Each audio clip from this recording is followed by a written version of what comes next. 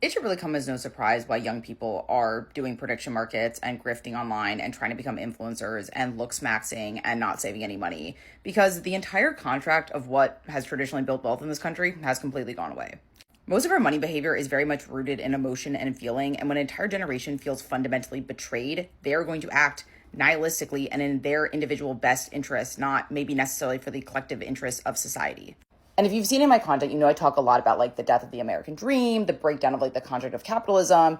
And like essentially a lot of these young people, they were told to go get these degrees, they graduate potentially with debt, and then they can't find a job, or they find one that's like completely underpaid, and then they can't save and they can't build an emergency fund. They definitely can't save for a down payment. And so what happens is you're in a situation where your wealth is not compounding. And then you start to feel like I'm doing everything right, but I can't get ahead. And once you start to feel like this, you're going to stop believing that the future is going to be better than the present.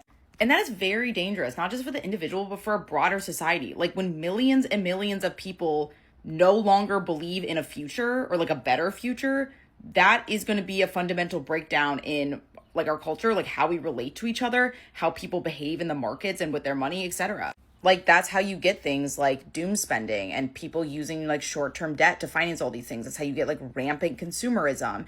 And that's how you get these like cultural things that are very much rooted in like self-optimization culture, where people are like, okay, I can't afford a house, but I can afford to get like a bunch of plastic surgery and like post online and like try to make money that way. All of these very, very big economic themes that I write a lot about in my newsletter, like the casino economy, etc., are all rooted in this genuine sense of disenfranchisement that young people feel. Because when effort no longer feels like it connects to outcomes, even if it does actually connect to some outcome, if it doesn't feel like it does, most people's brains will stop future orienting. It will start optimizing for the present.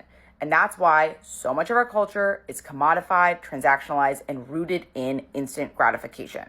And this is very much a rational response to the current situation. And until we start like connecting all these pieces together, we are going to keep talking about these kind of things and not actually figuring out a wide scale amount of change that we can make.